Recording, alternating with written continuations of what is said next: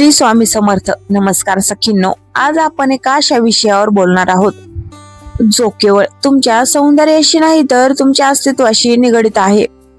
प्रत्येक स्त्रीला असं वाटतं की समाजात, कुटुंबात आणि विशेष तिच्या जोडीदाराच्या नजरेत तिचा आदर असावा, तिचं एक वेगळं वलय असावा. पण हे वलय निर्माण करण्यासाठी आपल्याला स्वतःला एक विशिष्ट पद्धतीनं घडवावं लागतं. जेव्हा एखादी स्त्री स्वतःच्या मूल्यावर ठाम असते तेव्हा केवळ एक पुरुषच नाही तर संपूर्ण जग तिच्या मागे येतं.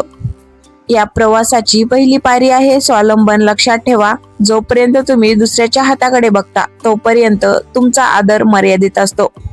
ज्या दिवशी तुम्ही स्वतःचे निर्णय स्वतः घ्यायला शिकता आणि आर्थिक दृष्ट्या स्वातंत्र्य होता, त्या दिवशी तुमच्या चेहऱ्यावर जो आत्मविश्वास येतो तो जगातील कोणत्याही मेकअप पेक्षा जास्त प्रभावी असतो.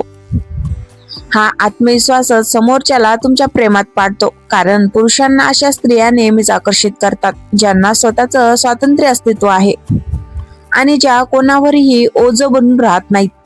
या स्वावलंबनासोबतच जोड हवी ती तुमच्या संवाद कौशल्याची. तुमची वाणी हे तुमचं शस्त्र आहे आणि दागिनाही.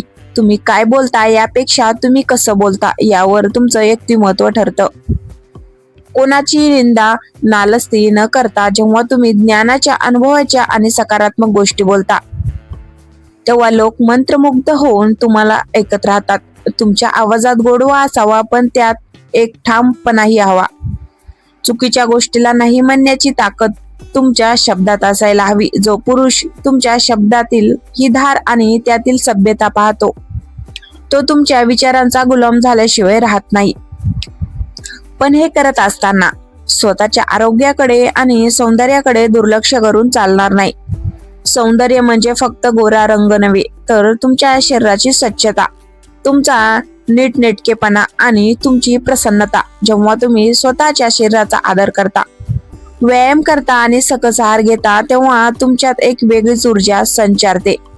तुमची वाइब समोरच्या व्यक्तीला तुमच्याकडे खेचून आणते. स्वतःला नेहमी अपडेट ठेवा. नवीन गोष्टी शिका, नवीन तंत्रज्ञान आत्मसात करा.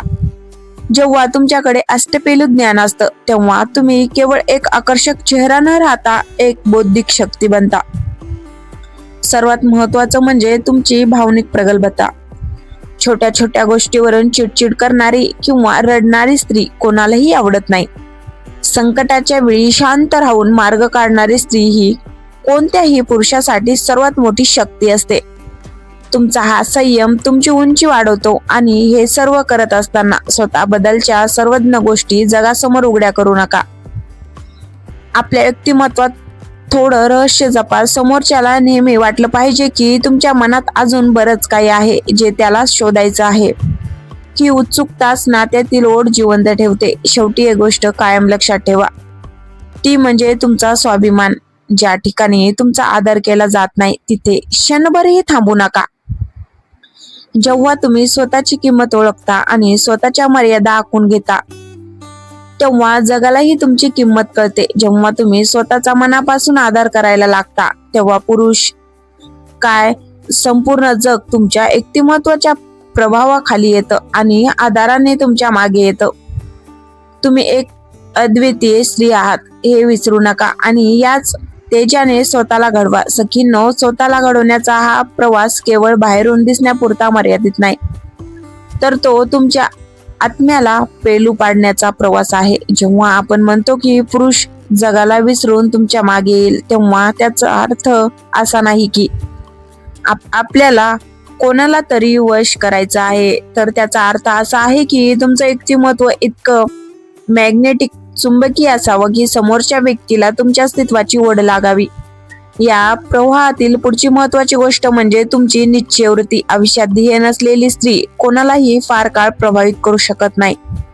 ज्या स्त्रीच्या डोळ्यात स्वप्न असतात आणि ती पूर्ण करण्याची जिद्द असते, तिच्याकडे पाहण्याचा जगाचा दृष्टिकोन बदलतो.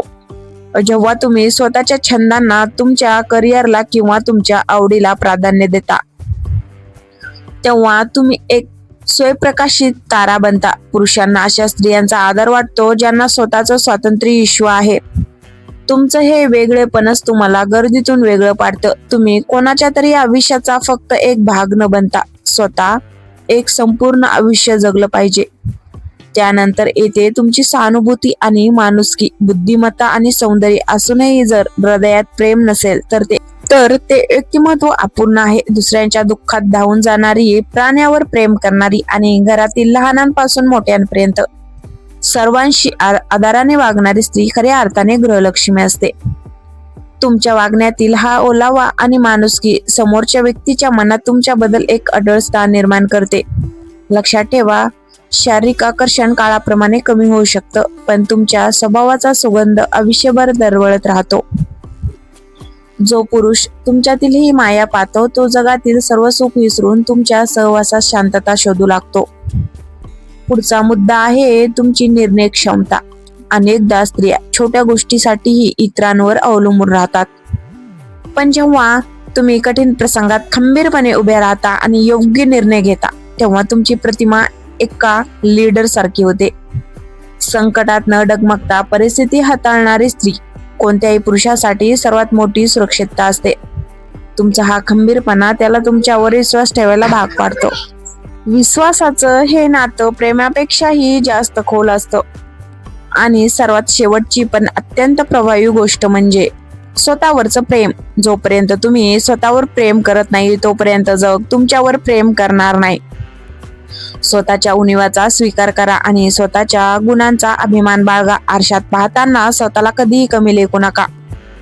तुमच्यातील उणिवांना तुमची ताकद बनवा. जेव्हा तुम्ही स्वतःच्या अस्तित्वाचा आनंद घेता तेव्हा तुमची सकारात्मकता सर्वत्र पसरते. हीच ऊर्जा पुरुषांना आणि संपूर्ण जगाला तुमच्याकडे आकर्षित करते. लक्षात ठेवा, तुम्ही कोणाची तरी सावली बनण्यासाठी जन्माला आलेला नाही, तर स्वतःचा प्रकाश पसरवण्यासाठी आला आहात. जेव्हा तुम्ही या सर्व गुणांनी स्वतःला सजवता तेव्हा तुम्हाला कोणालाही आकर्षित करण्यासाठी प्रयत्न करावे लागत नाहीत.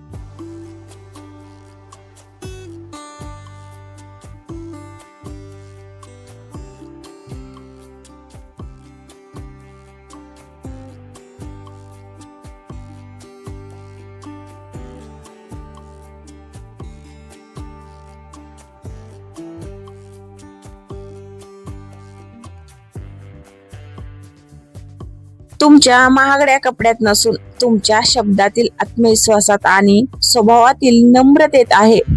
ज्या दिवशी तुम्ही स्वतःला बिचारी समजणं सोडून शक्ती समजायला सुरुवात कराल त्या दिवशी जगाची तुमच्याकडे बघण्याची दृष्टी बदलेल. पुरुषाला किंवा जगाला तुमच्याकडे आकर्षित करण्यासाठी तुम्हाला स्वतःला कोणासाठी तरी बदलण्याची गरज नाही, तर स्वतःच्या आनंदासाठी स्वतःला सर्वोत्कृष्ट बनवायचं आहे. जेव्हा एखादा पुरुष तुमच्या आयुष्यात येईल तेव्हा तो तुम्हाला गरज म्हणून नाही तर सन्मान म्हणून पाहिल. तुमचं अस्तित्व